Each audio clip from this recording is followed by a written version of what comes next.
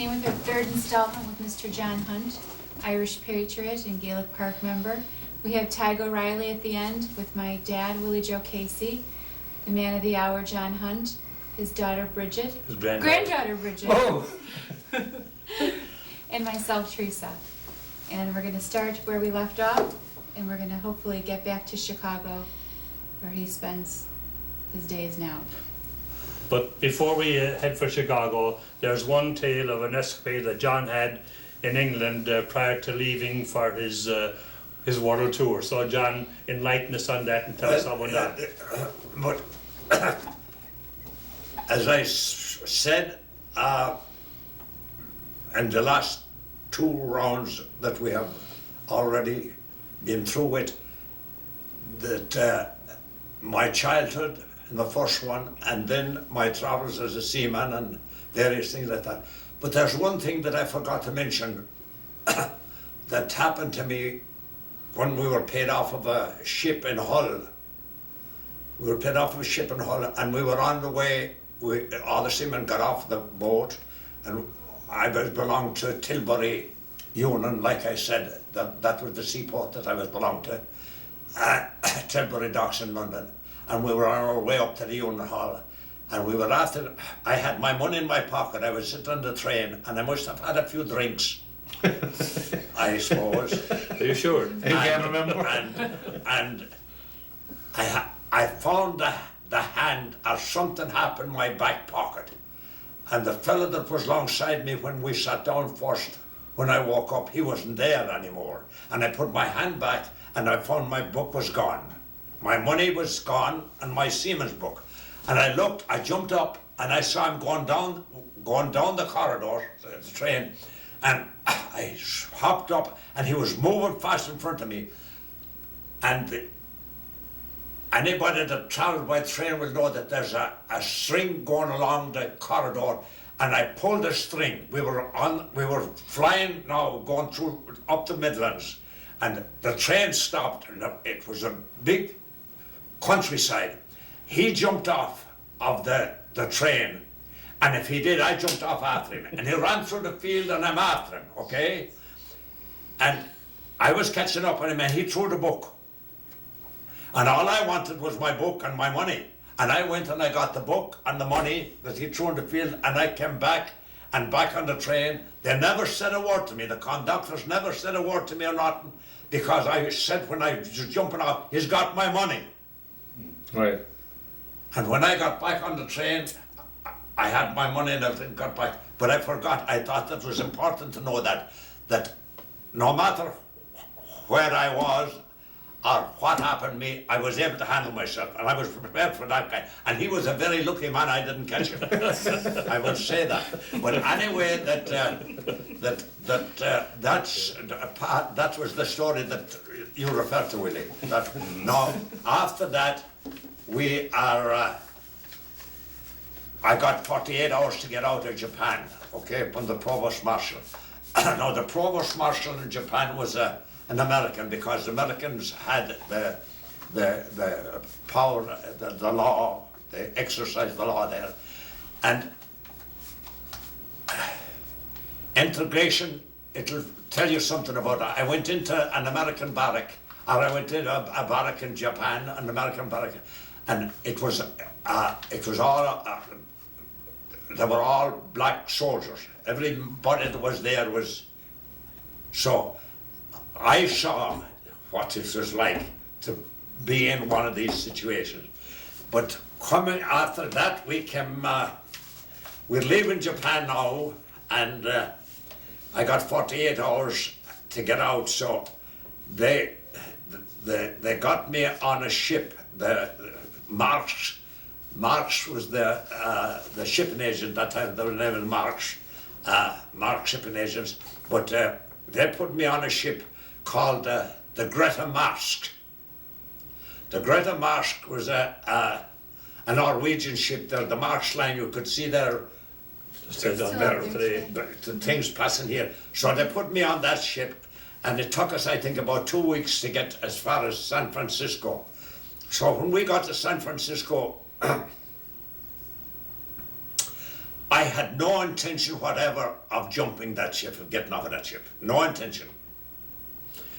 I had no intention in the wide world of staying in any country, because I was in many a country and I always went back on board the ship again. But this ship, when it arrived in San Francisco, I found out that the next morning she was leaving for New York. And it happened to be around the 13th of March. And I figured out she'll be in New York for the 17th of March, St. Patrick's Day, so I'll stay on it. So we went through the Panama Canal, Now, the Panama Canal is it's very exciting to go through the Panama Canal, because you have what they call the iron mules. Iron mules are the ships are cut off going through the canal. They're pulled with these engines that they have on top. They bring them along the canal. They have to they shut off everything, because they have to wait till the water rises and get it. So when we got through the canal, we stopped at one side. Panama City is the first one you meet, and then Cristobal. My memory. Cristobal is on the other end of the canal. So you have Panama and Cristobal. So when we got out of Cristobal, we were heading on for the Atlantic, coming on to New York. Got into New York. I think got into New York. I remember it well on the 16th. The 16th. You couldn't time it better. So I went up the next day. The next morning I went. The next day was the Broadway where I had the parade, St. Patrick's Day parade, and I saw the Limerick banners coming down, and I saw a couple of guys from my place at home, and I jumped out in with them. With Marshal, and so we went up to a place in the Bronx that night. There was a fellow from Mathey, Jimmy Sullivan, had a public house there, so we were drinking all night, and we went back. I think the day after that I went back. So I said to Mutt, listen, I said, Mutt, come on with me back, and we went back, and the ship was gone. The ship was gone. So I found out that ship was gone for Philadelphia. So I got the train to Philadelphia. And when we were in Philadelphia, there was a crowd from Mathey, and like when somebody comes here to some Irish guy, they might have a party for him at the time. So they had a party for me in Philadelphia. So I went on that ship again and went out. I didn't like what I saw in New York. I didn't like what I saw in Philadelphia, so I went back out to San Francisco again. Went back out to San Francisco, and I got off of it in San Francisco. That was the last ship I was ever on. That was the last ship. Was the Greta Marshal. Now, the seafaring life is a great life, but they're very close. Seamen are very close. So, if you see fellas around the waterfront or in a bar on the waterfront, and you'll have to pen off, you'll ask him, what are you on? What are you on? And if he says, I'm on the beach, you'll immediately put your hand in your pocket and give him something. Or buy him a drink or something? Or a lot of drinks. Give him $20 or $30. So if you tell him that there, so. But I was in San Francisco, and there was the Embarcadero in San Francisco. So there was a cartman there who was very good to me. There was two cartmen there who were very good to me. could you say that again, John? That could be a first, because there are too many carpenters had nice to Limerick to the carry. No, they were very good to me. One of them was I love this story. Mike Dudley was one of them, and Denny Hooley was the other. Mike Dudley. Both of them had saloons on the waterfront. Both of them. Well, Denny Hooley was in partnership with a fella called Reardon, also a cartman, but he was born in San Francisco. But Mike Dudley was on his own. He had a place called the Portal. The Portal. He had it was a small little bar. Maybe he had about 10 or 12 stools. 10 or 12 stools. But all the seamen knew him very well, and they was going to Mike. He was a hard rock miner in Butte, Montana. there's where he went first, out to Butte City. And everybody liked Mike. But I think Mike is, if my recollection is good, I think he had about 9 stools. That was about what he had. 9, he could, 9, between. And a regular thing in the waterfront was, if a seaman came into the sea tavern or anything like that, the first words he would say is timber. And Okay. when the word timber was used, that meant drinks in the house. When a seaman had come in and said, timber, up goes the drinks. Now, I'm inside Mike Dudley's place one day, and there's nobody there but myself. And I was good and drunk, I said, but he had them round stools. He had them round stools, you know. You were spinning around? Well, he was spinning around. And I am by the bar, I remember quite well, and I must have my head down like that. And all of a sudden, a hand goes on my shoulder, and I swung, and I caught him right by the side of the head. And Jesus, before I knew where I was down, and a big shoe down on top of my back, like that. I hit a policeman. Oh, gee. Hit the wrong man. You understand me? Hit the wrong guy. But they took me out and they put me on the wagon, and they took me on the wagon, left my head hang out, and went up the Mission District. The Mission District is where they off of the Embarcadero, off of Market Street in San Francisco. They took me, the police was up there, and they took me up in the elevator, and they shot the elevator between the floors, and they worked me over.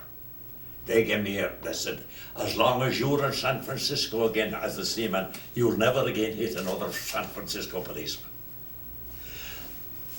But Mike Dudley had me out of there at 9 o'clock that night. He bailed me out.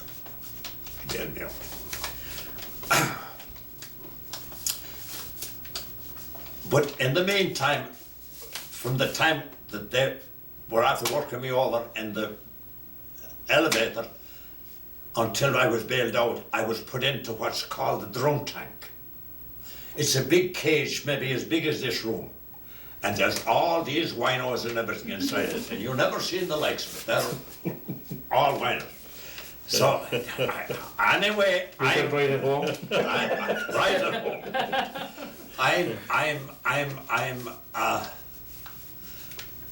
I'm out of there, and a couple of days after that, Mike Dudley says to me, he says, geez, he says, why don't you try and get a social security card and get a job here? He said, you'll be all right here. He said, you'll be all right here.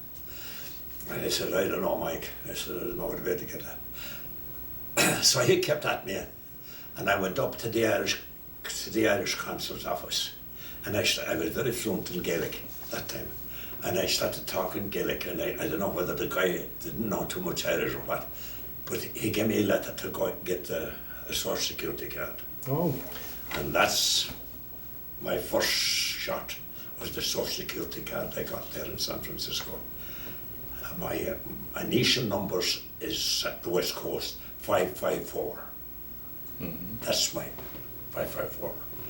That's the first 3 numbers of my social security card, which is the West Coast.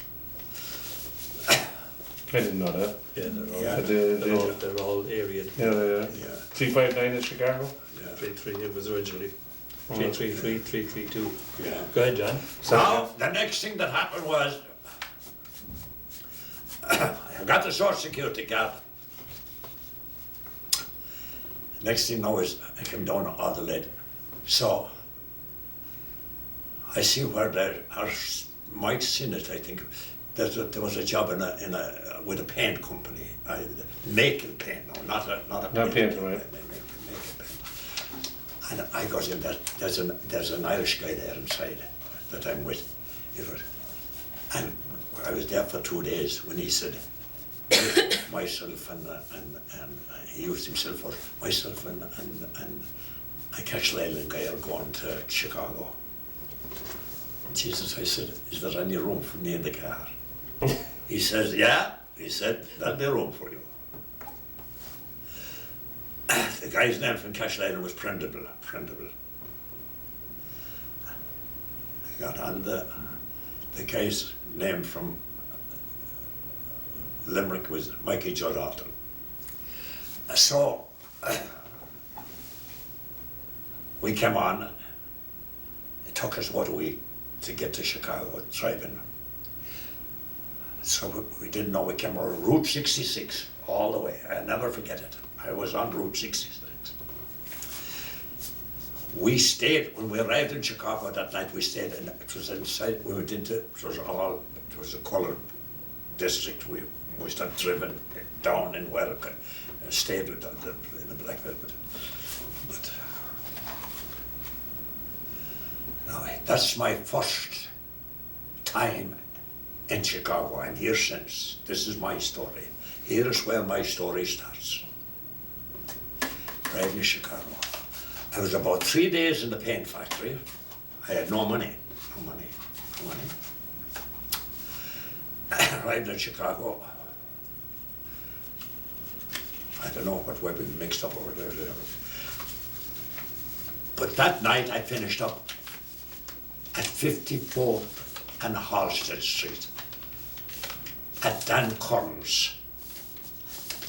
The Bucket of Blood, This was called the Bucket of Blood. That's the name of it, yeah. That's right, that is right. That was the name of it, yeah. So, I went in and had a couple of drinks with them. So I said to Corn, I said, can I use your phone? I said, I'd like to make a phone call. He says, all right. He said, I said, can I use your address as well? He says, go ahead, what are you doing? What are you doing? I said, there's a friend of mine in San Francisco. Denny Hooley. I said, I want to call him. So I called Denny Hooley and I said, Denny, I'm stuck in Chicago. Send me on $25. When I get back to San Francisco, I'll give you the money. He sent it on Western Union. I had it within an hour. Wow. Within an hour. I had it. And my money now. Now there's an old Irishman has a place at 59th and Halstead Street. A private club. He had it during the bootlegging days. And he kept it all the time. His name was Dan Breen from Ballylongford. So when they were through when we were through at the Bucket of Blood, I went out and I must have got a cab or something, and I knocked at the door of Dan Breen's. And this fellow opened the door, and who was it? Pat Lynch, who got 3 months one time, and I know him from jail. From the color. Right. A school My story now, this is my stuff. So, Jesus, he says, what are you doing here? I said, and then there was 4 or 5 guys. There was a blind man there. The blind man, what was his name? He dead since he was a Kelly man, the blind man. He was a blind man. He was with Breen. Breen was a retired postman or something. But anyway, I was there inside it, so.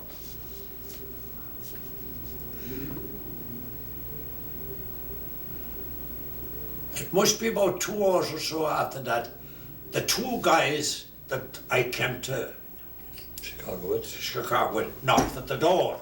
You understand, we had parted company now, some way, and they knocked at the door because they were finding out the same as I was. So, Jesus, I don't know what I said. So I got a bit mad at them too, but they wasn't seen since. That was the last thing. But I said to Lynch said to me, he said, he asked me all kinds of questions. When did they come into Chicago? So he says, coming home with me. So I went home with him. He was getting married the week after that from a girl called Navy Moynihan.